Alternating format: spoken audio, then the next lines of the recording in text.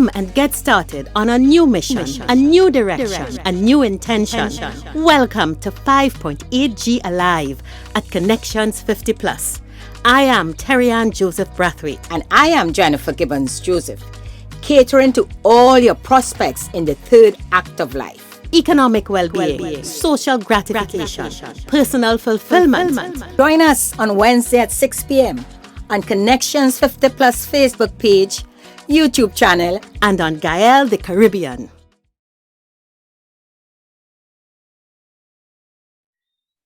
Hi, good evening, everyone, and welcome to Connections 50 Plus 5.8G. Welcome, everyone from the Caribbean and all over who viewing this show. This is a 5.8G Alive. I am Jennifer Gibbons Joseph, one of the co-creators of Connections 50 Plus. And as usual, with me is... I am Terry-Ann Joseph Brathwaite, the other co-creator. So this week, this is this is Wednesday, is the third of the series. We started, well, of course, prior to the series, we read our book, we read the different lessons, and we decided, of course, to do our series based on the lessons. So we had Dr. Rouse, who gave a really very powerful, talk about us on the third act stage, how we could live well, and embrace the stage we're at. And then we moved in last week. We had Dr. Patience telling us about our health, how we could keep healthy. And Jennifer, today, Dr. Patience had a great impact, because we had a lot of feedback from people about especially this taking care and checking. Yeah. And why I didn't go into much detail, because you would notice if for those who follow it on Facebook, we have asked you all, you can go back and revisit the videos. You can click on our YouTube, go onto YouTube also and revisit. So, sometimes when you listen, you miss certain points. So I'm just reminding you all, and not going through all the points again, but reminding you all that, hey, go visit those, because those were fantastic shows. A lot of information shared. And today we're moving on. We are talking about, I will put it as assisted living independently, living a home away from home, a new home. Because Jennifer, remember that Ching said, we are going to end up where we have to have probably a stranger taking care of us. Yes. And it's a change of mindset. And you know what? When for those in the early 50s, you tend not to think like that. Even when you enter in 60, you starting to think, but it could be a little scary, or you say daunting, to start to think, hey, just now I may have to give up my home, or share my home, or I may not have the control as I used to before. You're getting tired, Terry, and I would say I don't argue anymore about anything, I tend to, as long as it's not affecting me, I just say, no, just leave that alone and move on. Yeah. So yes, and what we're going to chat about with you all this evening with our guests would really help you to make that decision, depending on the stage you are at, to start to think differently, and know that there are options out there, and it is good for us to look at the options and decide what kind of life we would like to live on the third act stage. Because each phase we're on the third act stage. Especially as we get to the end of the third act, because in our 50s, 60s, and even probably 70s, you still probably will be pretty independent, but you've got to prepare going down, and there are options. It's not all that. Yeah. So Jennifer, we are getting into now community. This is another tribe segment, because we have to maintain our tribe. through every stage. So join us as we meet some officials from Shangri Retirement Home.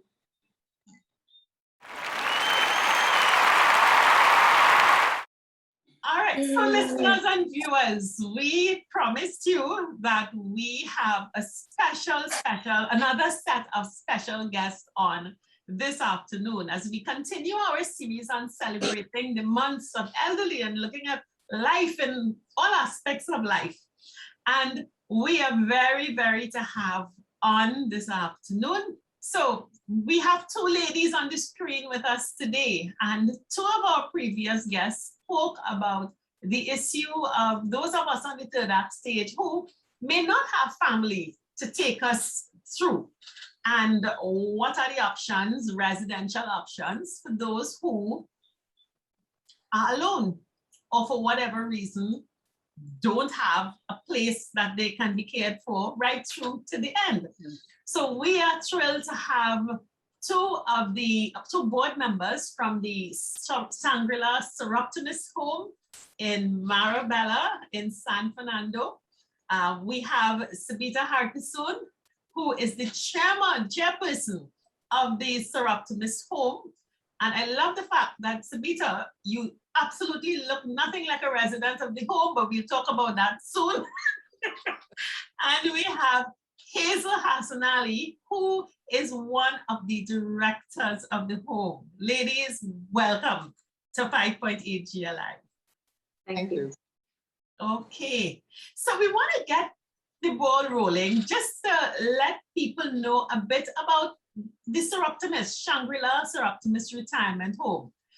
Any one of you, tell us about the vision and what caused this home to come into being.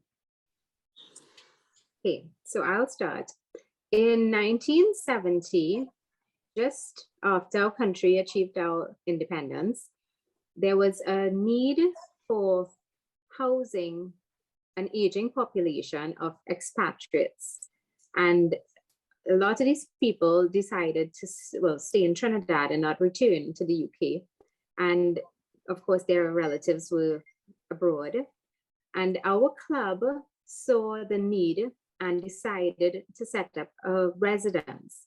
It was not intended to be a nursing home facility, but really a home away from home. And that is how the vision of Shangri-La became a reality.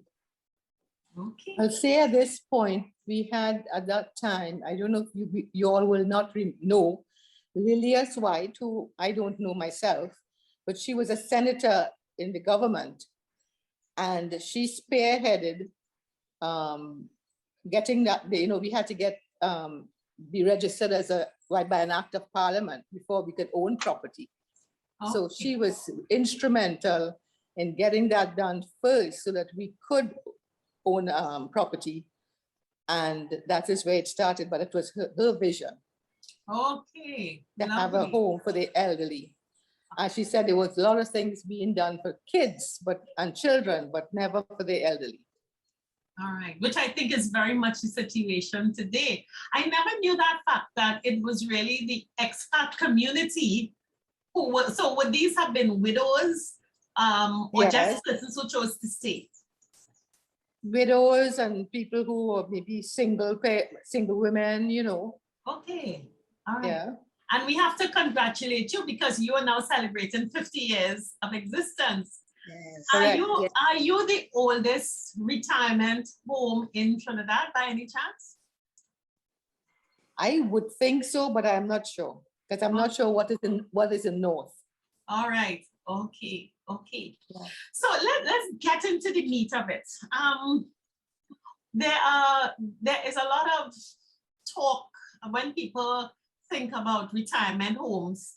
They consider it to be somewhere they put you to forget you, or somewhere that you're put on abuse. And our parents fearfully tell us, don't put me in no home, don't put me in any home. Yeah, and the idea of a retirement home is something that it is less than and not too good. So what is your vision in setting up this retirement home? what is your intent for your residents? It's Well, really, as you just said, it's like a home away from home, because we really wanted to, and we try to maintain that over the 50 years. So it's, you know, they feel like family there. And people are always free to come and go at any time, except for this COVID period. Yes. You could come, we had no visiting hours.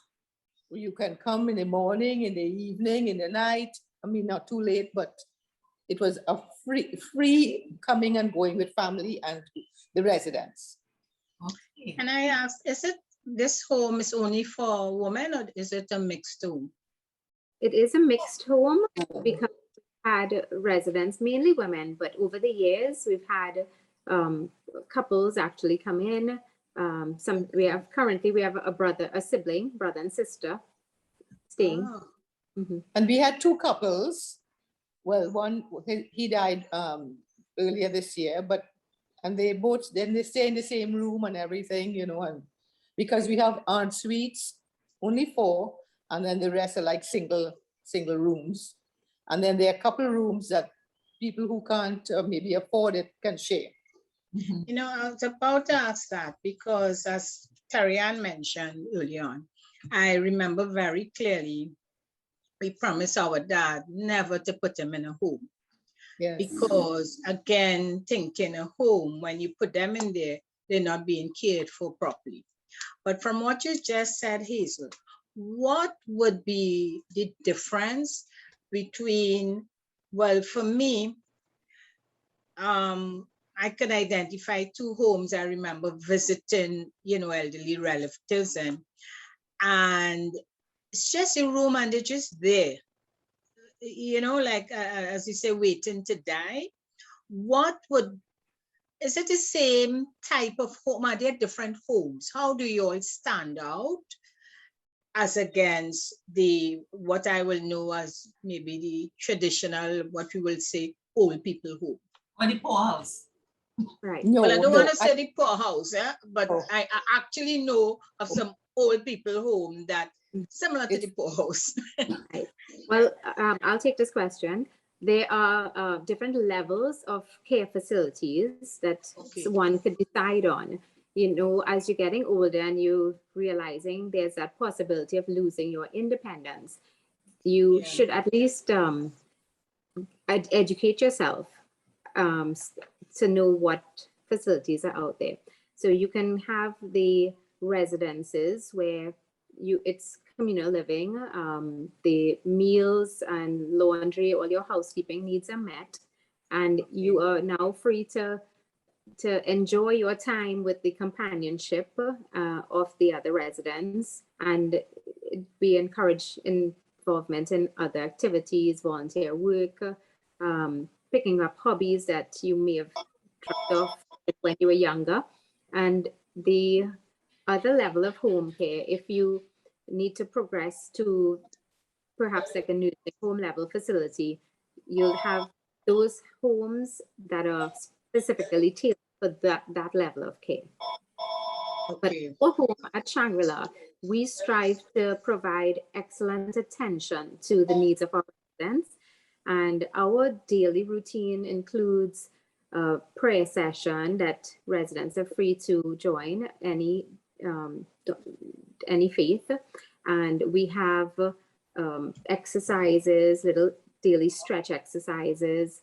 We try to involve them in playing board games and activities. We have group games such as bingo. They enjoy a bingo night every so often. And in our home, all meals are tailored by a dietitian to the needs, the medical requirements of our residents. And daily, we encourage the camaraderie. We try to encourage the residents coming out into the communal areas so they're not isolated in their bedrooms. Even the ones who may be on needing assistance, you know, they would be assisted with their wheelchair to come into the general foyer area to enjoy being around persons. And, you know, there's always some entertainment, television or music being played. prior to COVID, we used to have visits from the Carnegie Library staff, and they would do games with the residents. We would have persons such as the Trebles Youth Group Choir coming to entertain the residents. We would have, for all national festivals, we observe everyone. Diwali time, there's deer lighting and Indian food. For Easter, we used to have mass and an Easter bonnet parade and a tea. We had Carnival was a big thing. They had an all-inclusive fete at the home with corn soup and everything, down to the masqueraders, Ivan Kalicharan, and they would normally, Wendy Kalicharan, they would send girls models with all their costumes, and they would be partying late into the night. So our residents get to enjoy their time at the home. It's not a daily mundane routine for them. Again, before COVID, our residents would enjoy outdoor trips. One of our Soroptomist members, Pat Manning from La Vega, always opens up the estate for us. And that would be a day trip that they would pack everything from Pampers to Panadol to take. And the residents enjoyed those outdoor times. One particular resident, at a time, he actually said he forgot how green everything is because he had been so locked into his home wherever he was. So we do really impact our residents, their lives in a positive way. Tell me one thing before. I'll say here as well that our staff is really the most important thing there, because our manager right now, she has been there 27 years. Okay, and most of the staff has been there. There's one lady, maybe over 40 years, she's going to retire this year. Okay. And most of the staff, they don't leave. Maybe the odd person once in a while, if there's some infringement that we may have to get rid of somebody, but the majority of them have been there for years. And I think this is one of the reasons why the home, it flourishes, because the girls there really love the residents. They hug them up and they kiss them, and they, they're not feeling well, they look forward, So this is what is there. And our manager, as I said, she knows everything about every one of them. We really talk to them and find out. And a lot of the ones that are there now, their children are away. Okay. What I wanted to know, they FaceTime each other and things like that. Hazel, what I also wanted to know, and from what Sabita said, is very, it's a home a home away from home, a home that I think most people love to come to. As an independent, so I'm hearing you have different, levels, if you may say like that. In someone coming in, if I decided to book myself into the home because I don't want to live alone anymore, would I have that freedom to choose, like if I want to go out with a friend, I can still go out and come back in?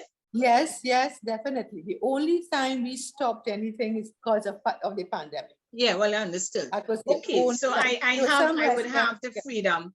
Okay, that's great. And you can drive, you can have your own car, you can park it there, you can go out and come in. Okay.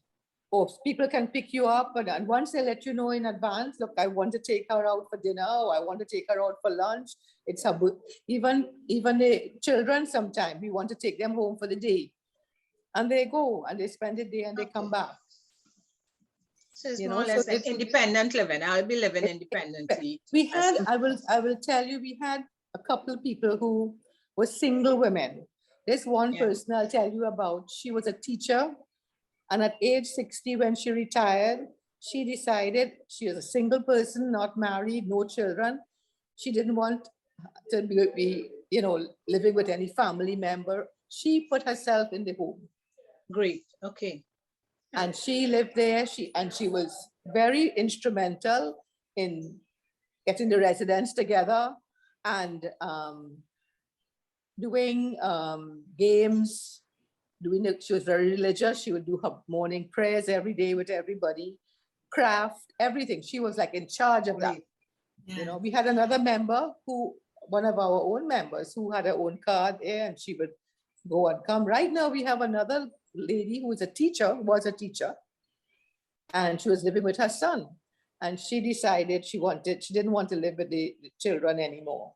And she came there, she has a car and everything. Now she can't go out because we can't allow it to, for them to go out. Yeah, we understand with the time.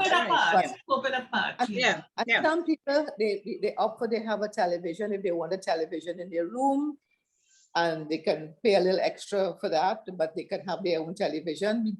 We don't encourage cell phones with some of the residents because it creates sometimes a little problem if they misplace it and then they blame the staff, things like that.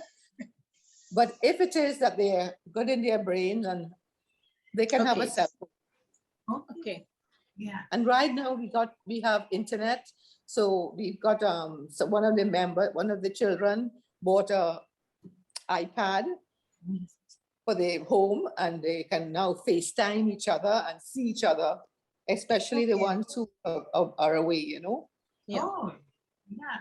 So one of the things that it stands out for me, and I will let everybody know my bias, is that someone that I love dearly is a resident at the Soroptomist, so that I can actually vouch for what you are saying, and therefore that's my bias there, and I will endorse that, Jennifer, in that it really is like it's like you decided to live in a hotel. Yeah. You have your own street. You have your own street going. Yeah. But one of the things I'd like to ask you ladies is there a huge, do people know about you? Or do people think Soroptomist is just another hole in the wall and, Over the years, I think it was always, word of mouth. And we keep saying we should advertise, and we never really get around to advertising. But nearly everyone who's there is really word of mouth because of how happy people are about where they are. Yeah. Their children will tell, if they know of another friend or whatever, they will recommend the place. Mm-hmm. So over the years, that is how it really was. And it still is that way. Yeah, I asked that question because to me, people don't know the options. And because of the kind of lifestyle that we at Connections 50 Plus are promoted, we thought it's best to have the Soroptomist on. And we have some pictures that you sent, and they're going to be flowing through this presentation. And I want to get back again to the fact that you really do have a free life. You can continue your social activities, have visitors, go out and continue life as per normal. It's not, let me ask you, what restrictions are there on a person who would choose to live at the Soroptomist home? Oh, restrictions. The only thing is we would say come back at a certain time, not too late at night, because it's in an area where it could be dark at night, and what happened these days, right? Mm-hmm. So we will insist on, maybe like 6 o'clock, 7 o'clock, not later than, because mostly the girls are mostly women there. So you don't want, anybody lurking around and things like that. But really no restrictions otherwise. I mean, if you're not, a couple of people are like little Alzheimer's and things like that. So we have to be very careful that they don't wander away sometimes, and we have to be sure of who they go out with as well. Yes. Actually, this week I saw your lady being entertained outside with some friends who were sitting on the bench. If it's one thing I can vouch for again, and I show my bias, is that for people who are concerned about their own safety, the protocols you have in place for visitors, even if someone wants to take my dear friend out, nothing is done without my consent or some third person. So I think your protocols are very appropriate for someone who would be in advanced age, probably not have friends and family, and the calendar of activities, as I have seen it outside of COVID, is pretty hectic. Yes. And other clubs sometimes Tell me, as the chairperson, now what is happening? We have a lot of growth, and the same growth in the 50+ market right now, right? The baby boomers. And there's much more need, and we discussed that when we had our show with Dr. Rouse as a guest and with Dr. Patience, both, mentioned about the need for more homes. And homes, actually, I'm happy you all are here to share with us how your home is set up, because it removes a myth from people's mind. And if I'm not hearing you all, I am still thinking, oh gosh, when you get into that home, like you're just stuck there and you don't have a life again. Do you see you all as a home now even expanding to modernize in such a way, maybe adding on more suites, so when I'm ready I can Well, our property, we have a large footprint of the property, and we have had discussions in the past about increasing the number of rooms, but we've always maintained it at a maximum of 24 residents because we wanted to create a home atmosphere as close to a community that everybody knows everybody, rather than if it becomes too large, everybody becomes more isolated. And the Soroptomist home, the original vision for it was never something to be something purely for profit. It was something to fill a niche need, and that's why the persons who've run it over the years have literally put their love and effort into having this home where it is right now. Okay. And they vary, and even at this stage, I mean, if there was somebody who really fell at hard times for one reason or the other, we still try to help in some way or the other. We won't say we are totally a charity, but because we are a limited liability company, we have to pay all our taxes, we have to pay VAT, we have to file all our returns. So it's not that we can't make the money, because we have to pay out the money to the government when the time comes. Definitely. So, but we still would try to assist if someone was in the home and circumstances came around that they couldn't manage what they originally came in to do. And I must tell you, before we take anyone in too, we go through a complete medical. I was about to ask that. Yes. And there's an application form, right? And then the person gets their doctor to fill out a form that we have all printed and everything. We have all the documentation. We have a contract that the guarantor signs, because in case the person isn't, even though the person is well in their brains and everything, we still have a guarantor in case of anything. They fall sick, that's the person we would call. If they have to go, we take them to the hospital or nursing home, that's the person we'll call. We can always call an ambulance as well once we get the direction. But everything is done according to the doctors. And then we have our doctor also look at them, because we have a doctor free of charge for twice a month. She will visit the home and check them out with the manager, so they have a file there with everyone, and she keeps it up to date. If there's anything special, of course, and they have their own doctor, we also take that into account and follow whatever their doctor says. So it is, we try to run it as efficiently as possible. There's always sometimes something else that you can do, but yeah. What I'm interested in, I'm very interested in looking at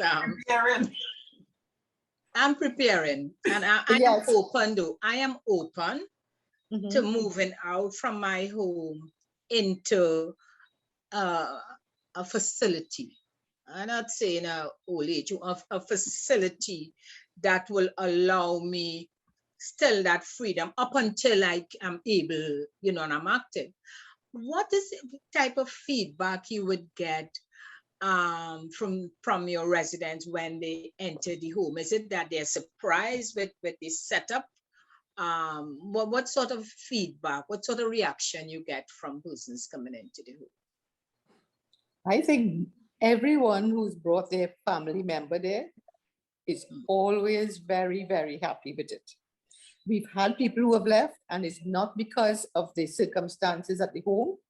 It's usually because of family issues. Yeah, well, You know, and interference and stuff like that. Or maybe, they don't want one person that's, their inheritance and, the usual.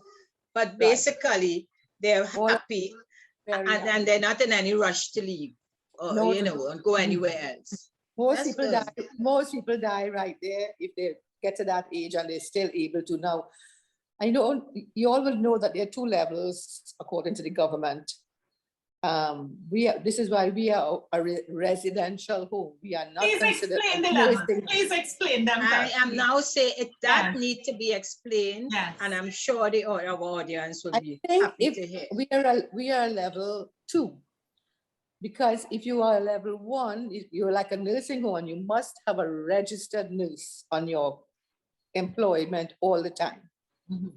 Mhm. So we have geriatric trained caregivers, and that is why we are level 2, because if we had to do like things like oxygen and those kinds of things, you required a registered nurse to be in charge of the facility.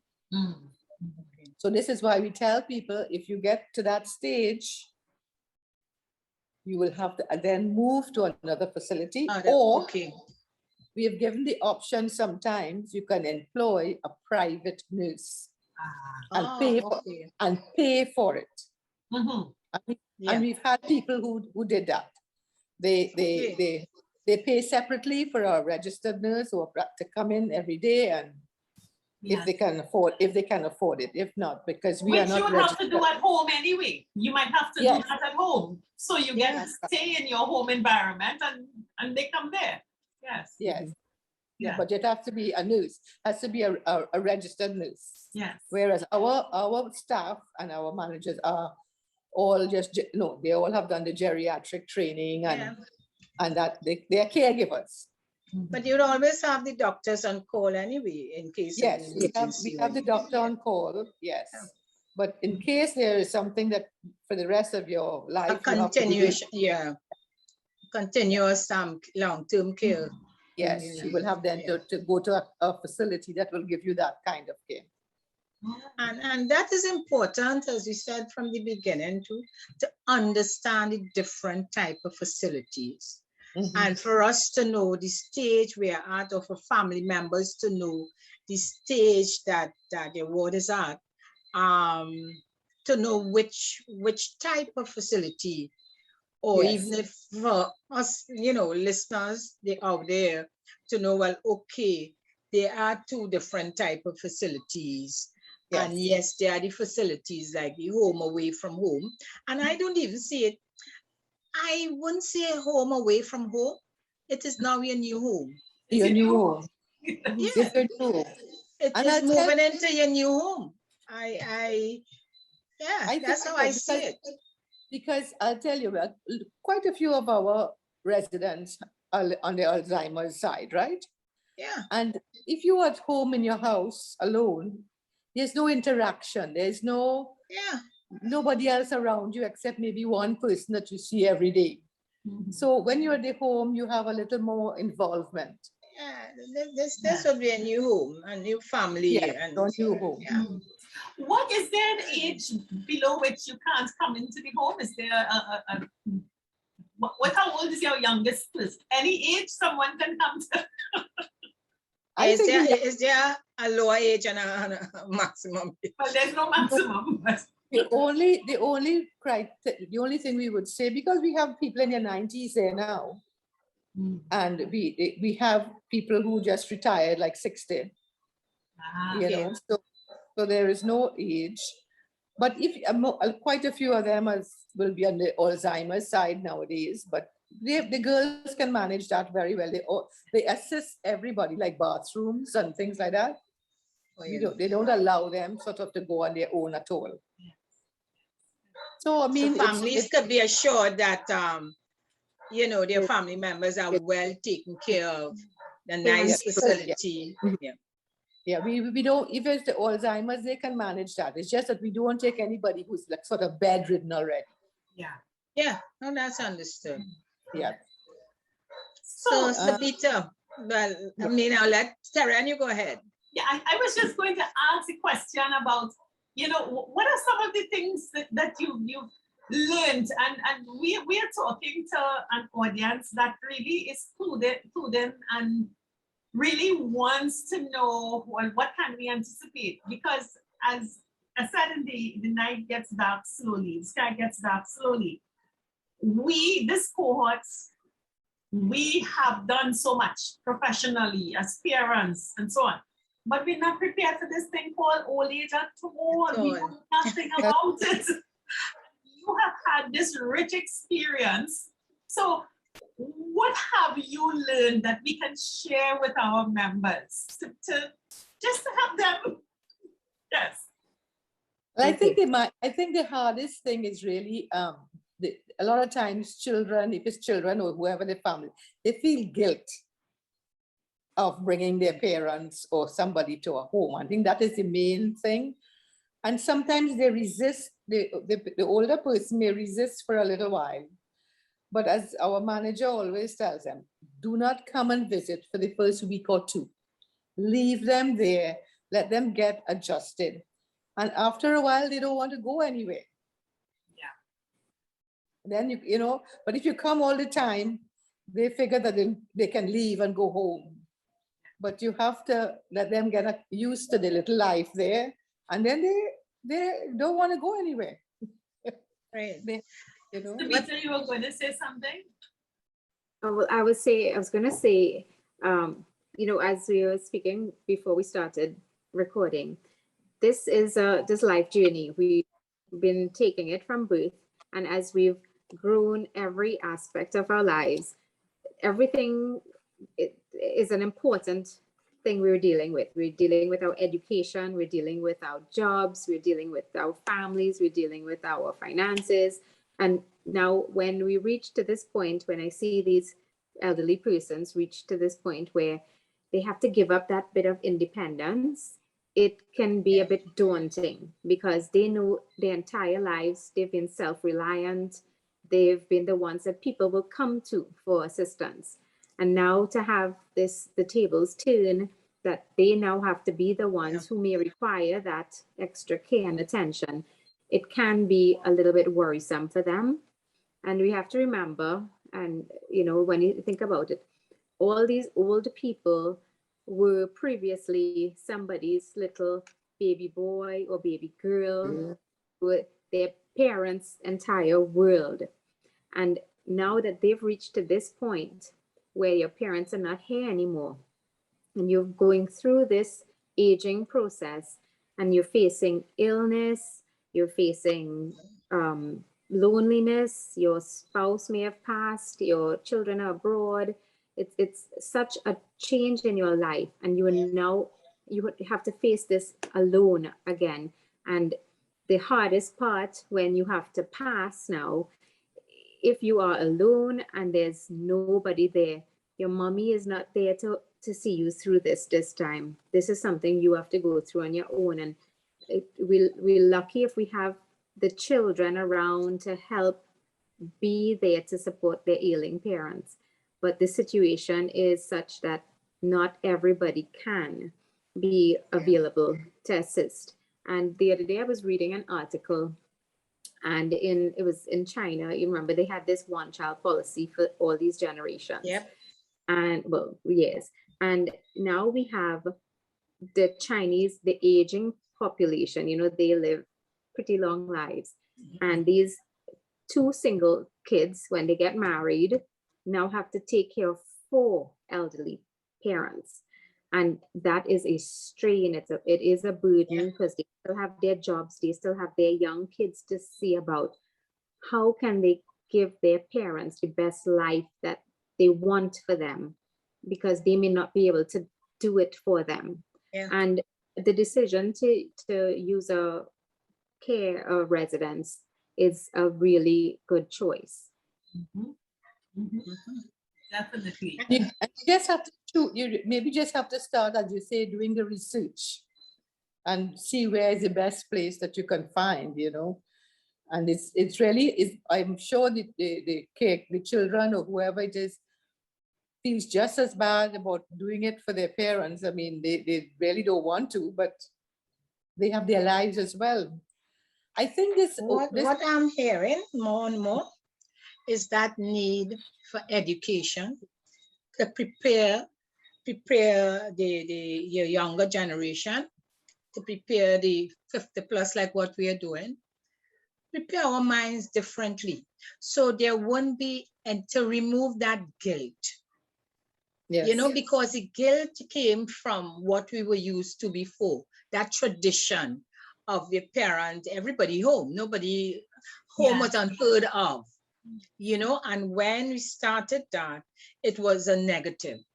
So we have to really educate by doing what we are doing here, and by your home, you know, your caregivers, or you bring in, you know, you have your, it might be interesting to have residents to chat about their lives, how happy they are while living in a facility like yours. So others out there would know, well, it's not that bad, you know?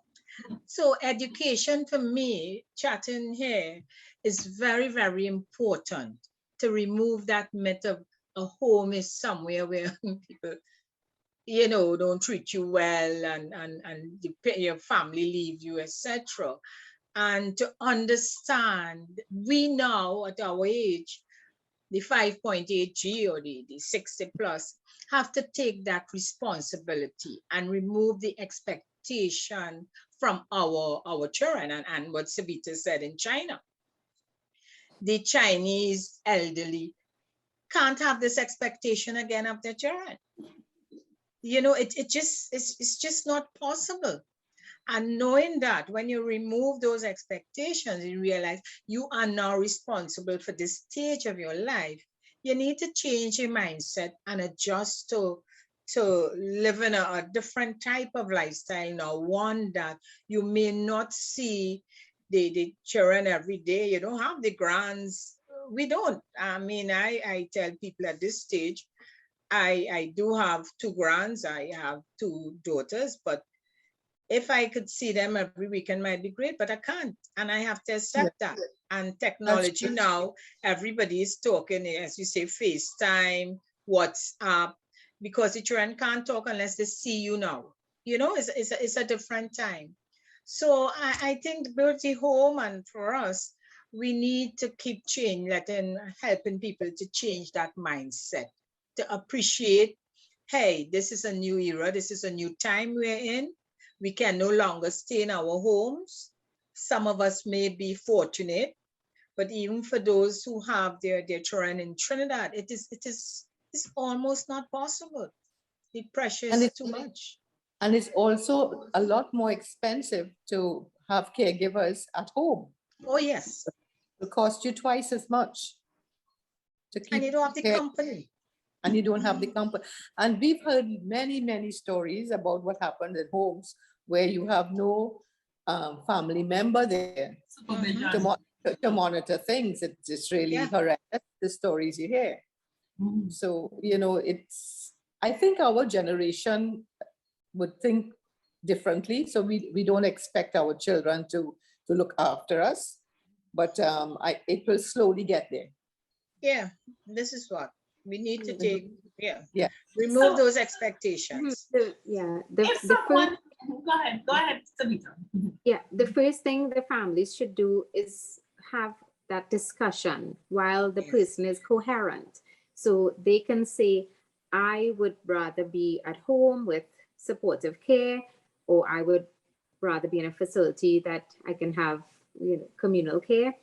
And if I reach a point that I can't be attended to in such facility, I can be moved to a nursing home with a standard of care that I'm comfortable with.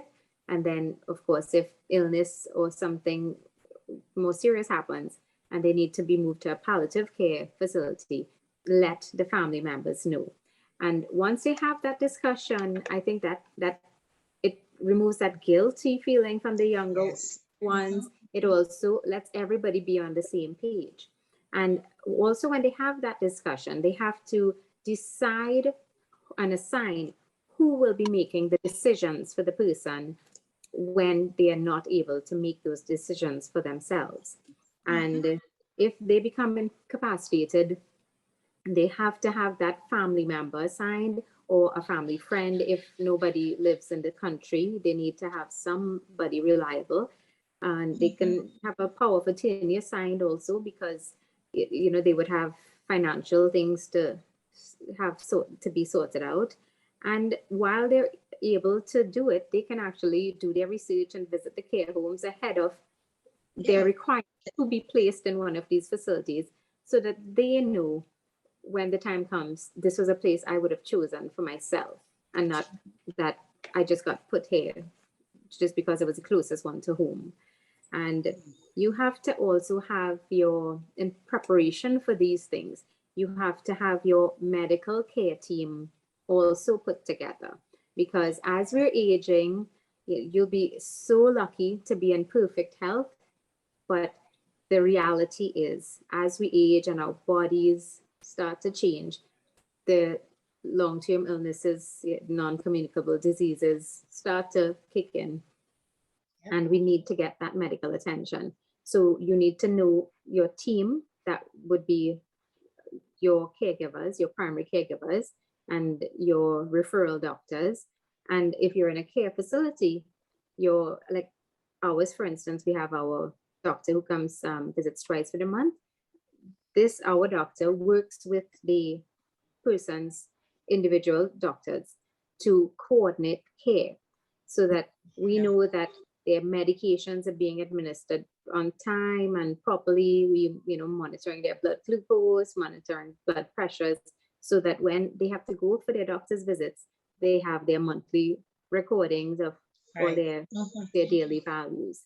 And when we do that, we can, the residents have that plan, so they know that every aspect of their lives are being sorted out. And one important thing that we're aging, we have to do is to plan our finances.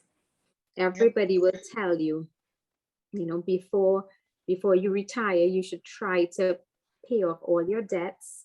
You should ensure you have your savings to take you through retirement, and to have insurance, medical insurance for critical illness coverage in case cancer or heart disease or one of those really expensive diseases happens. And you have to be realistic and work out your estimate of what it would take for you to cover yourself financially annually, so that you now check your planning, your pension against what your expenses would be, and see if it adds up. Because if it isn't, you're going to be running into a problem. And then where do you get the extra monies from? If you have your children, at least they're able to help you, but you can't, they may have their own financial difficulties. Their kids would be in university, and also the expenses. So it's important that as we work and as we, putting aside for our aging and our retirement, that all these things are taken into consideration. And most importantly, people need to get their wills done, so that when the inevitable happens, it's a smoother process for the sorting of their. Yeah. I would say as well here, you see the problem a lot of people have, we have the same problem at the home. All they can depend on is either their old age pension, which is not going to take you very far.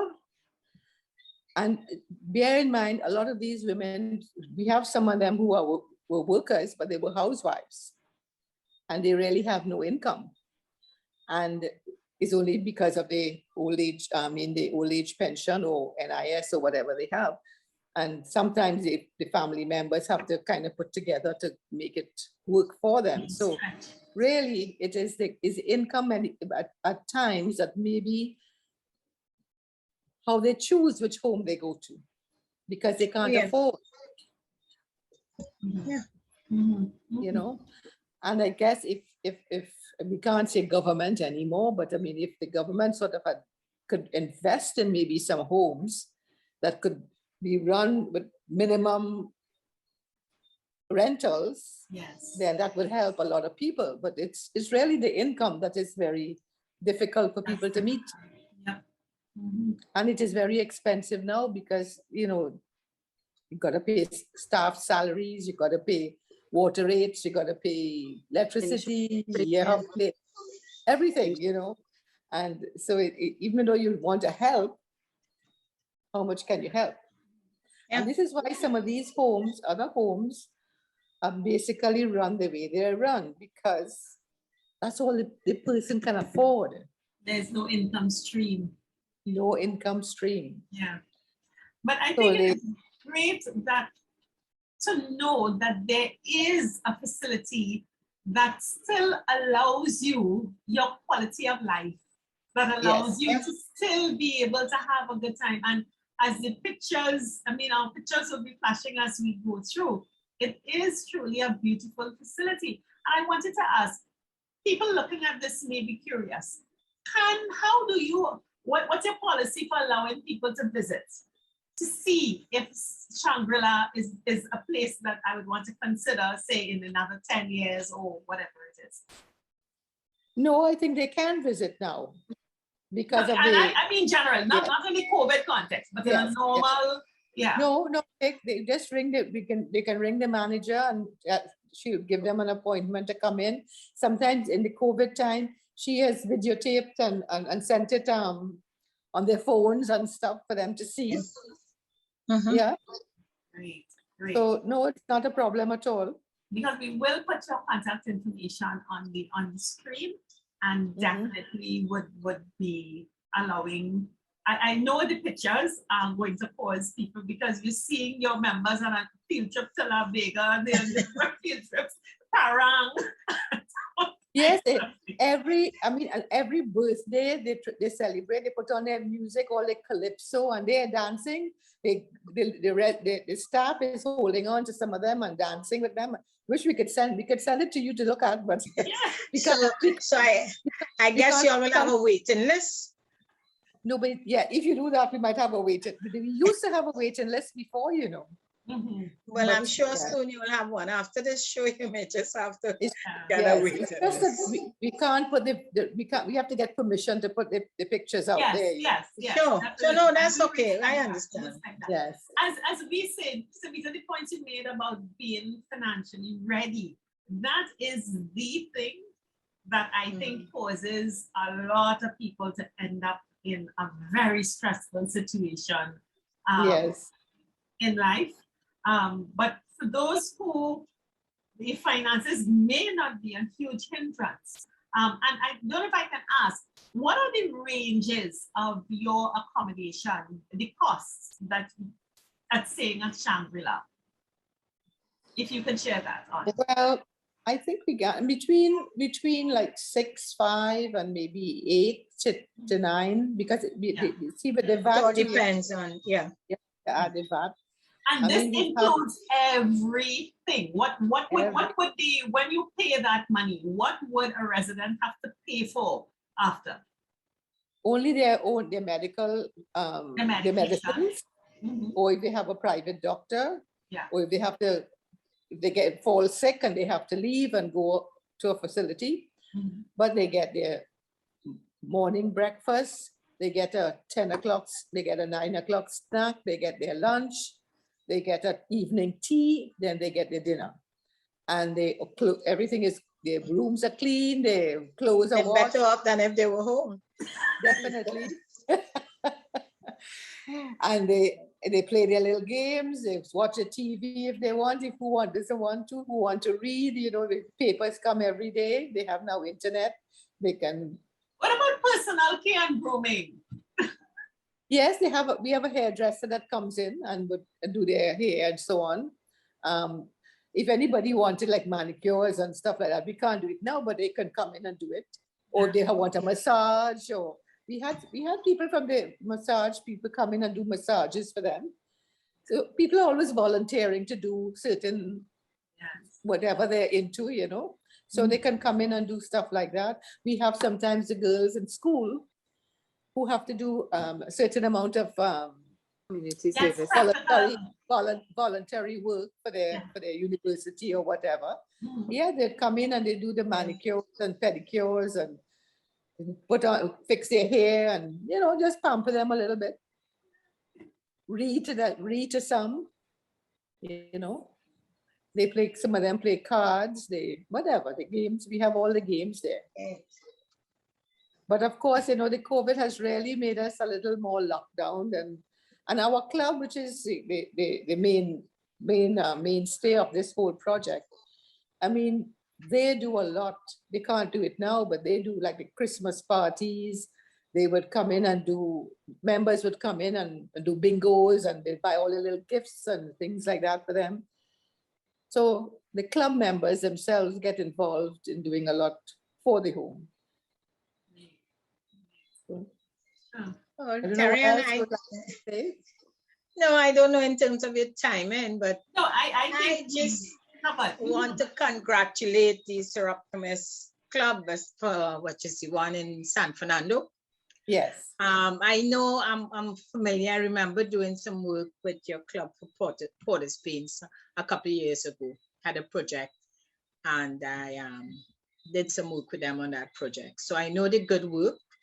I am very happy to hear about your facilities and the Shangri-La retirement home. Shangri-La. I love the aspect of the independent aspect, and it's not just for those who just want to just lying down in bed and can't do anything. Right. So definitely it's a new home. I would say it would be for those who entering a whole new home and creating, you know, a new life for themselves. Yes. So I want to just congratulate you all, and I would put my name down on the waiting list, but I'm from Port-au-Prince. I don't know, to get back into San Fernando, I'm not too sure. So when you're going down to leave, Jennifer, just go. I am knocking about until I can't knock about again. So I have to get a driver to hit the highway to come in to visit my friends at Port-au-Prince.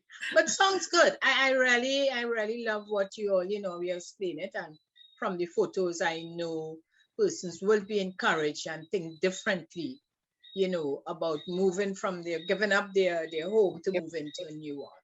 And we are registered with the government. We've got our licenses. We've done our homework as to.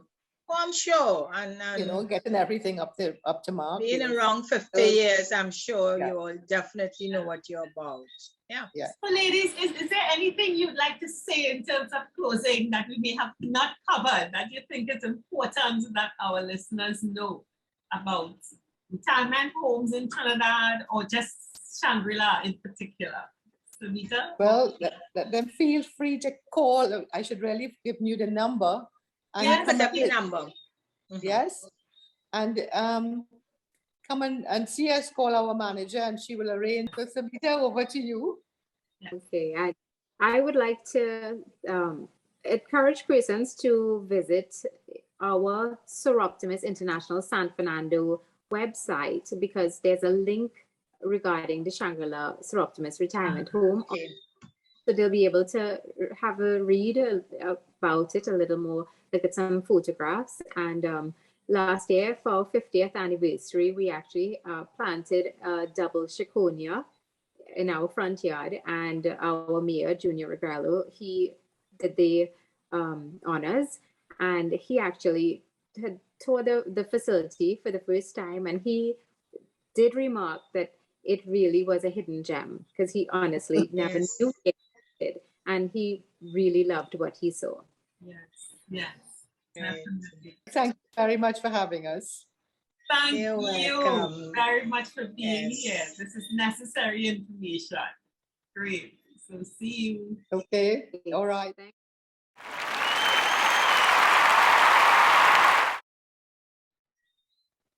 Terry Ann, that chat. What this have confirmed to me is that we have to have that conversation. You know, it's a difficult conversation, but it is critical. We shouldn't wait. Whether you're 50, whether you're 60, whether you're 70, if you have not had that conversation before, it's time to have it. Yeah. We have the information, and we can see how important it is to have the conversation and decide, hey, what type of life I would like to live, where I would like to go, and do I have enough money? What decisions I have to make, and you know, yeah. So for me, that's it. Have that conversation and make a decision. And as I said, Jennifer, I am very, very familiar with the Shangri home. And I have decided a long while ago that in my later years, you know, sometimes my children wonder, are you crazy? What's wrong with you? But there may come a time when, all right, no, why do I have to fight up with you just want to go somewhere and relax and let somebody take care of you. Yeah. And it is a beautiful place. The care is top class, and as you said, mindset. Remove from your mind what you perceive retirement living to be. And I mean, fine if you have your family who will take you right through. This is not for you. Yeah. But for those who don't, you don't need to be petrified with fear of being alone and by yourself with no one to care for and love you in your later days. Definitely. Yeah. You know? Yes. So we have other things that we have to talk about now, Jennifer. All right. So we have our forum coming up. Yes, we have the forum, and the forum would be really taking all what we have discussed into consideration. And Jennifer, this month, remember, was mental health. We celebrated mental health day early. And a big part of all that we've been discussing is tied into that. So I think our forum is very appropriate. Yes, so we're talking about your stress, your mess, your tests. What a name for a forum. But really, these are stressful times. Just aging, some of us just get stressed just thinking of what's going to happen to us, you know? So we talk about the stress. It could be, and when we say mess, it's a lot of confusion happening within our minds. But Jennifer, we create mess. Yes. Family. With so, friends, you know, we have to clear up a lot of you all, you know, we ask the question, you don't know what to do, you don't know what decision to make, you don't know who to turn to. And it's just being in you don't know how to you know, what to do, where to turn. And then we talk about your test. This time we under real pressure. It's like doing a test. So Dr. Gibbons, who is a family therapist and a gerontologist, would be with us on that forum, and she would be the main person there to guide you, to help all of us to make those decisions, to unravel all the problems that we are having. And this is the time for you. So the forum is on the 29th. Yes. That is a Friday, the 29th. This would be our monthly forum, as we said before, from 6:30 to 8:30. very interactive, of course. You know, for the last two forums, we got really great feedback. And I know this won't be any different, will be just as great. Yeah. But what we want you to do, like what you did the last time, for those who attended, please send in your questions. You know, you register, the link is there, just click the link, send in your questions. So, you know, on that forum, everything will run very smoothly. And if you have other questions on that day, of course, you can ask. But it's always good to send before so we could have the facilitator, Dr. Gibbons, prepare for you to answer your questions very thoroughly. Okay. Just to remind everyone, the thing is, this is a private forum. This is not on Facebook. This is a private forum. It's a small group. And for the ones who remember, our first forum was with Onika Henry, where we discussed our sexuality on the third act stage. And that, although many people were kind of, there was such demand, we had to do it twice.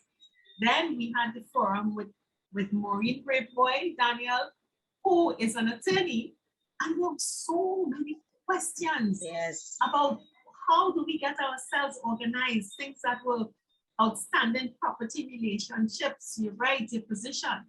And in this, that we will have now a licensed psychologist on board. There are many issues, tension, worry about children. How do you adapt? How do you cope? Marriages, your single state, aloneness, the challenge. Many people have written to us, Jennifer. How do I cope with being alone in this pandemic? This is like your one-on-one with a licensed therapist, where we just talk about your fears, your anxieties, and get coping strategies. And I think this forum, I am looking forward to it.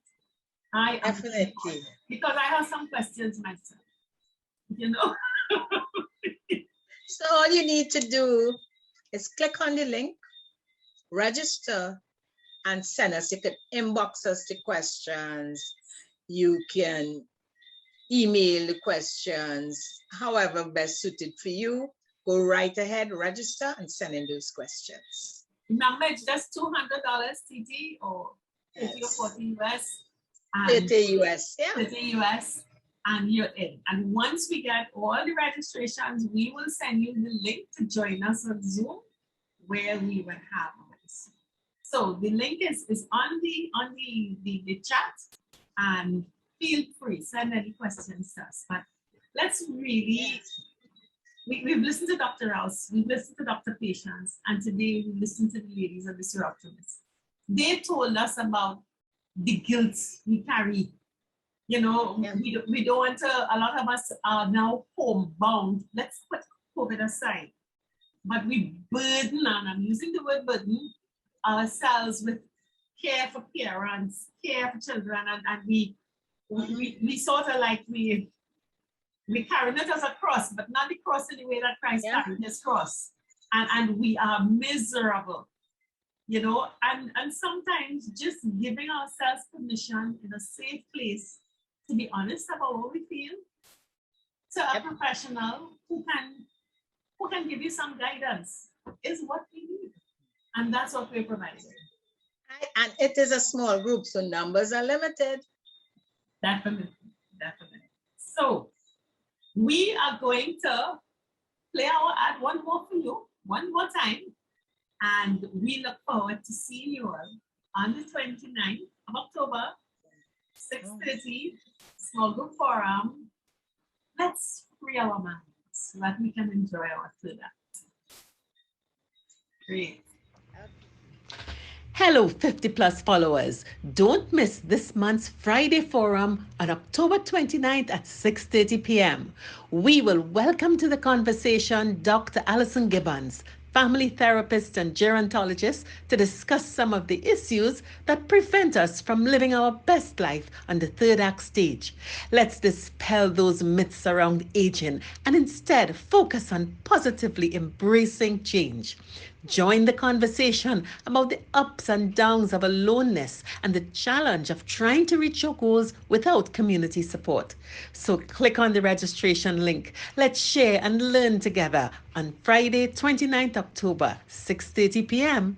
Empower yourself to maintain life's balance by inboxing your questions and get them answered. Let's get going 50 plus. Eliminate that stress, that mess, and those tests by joining in Connections 50 Plus Friday Forum, October 29th, 6:30 p.m. See you then. Okay, so bye for now. Great. See you next week. Bye. Yes. 50 Plus Tribe and follow us from Trinidad and Tobago and the Caribbean. Thank you for joining us on this Connections 50 Plus 5.8G Alive show. We hope you enjoyed the lively conversation and look forward to seeing you next week. Don't forget to like our Facebook page and subscribe to our YouTube channel. We really love getting your feedback. Bye for now.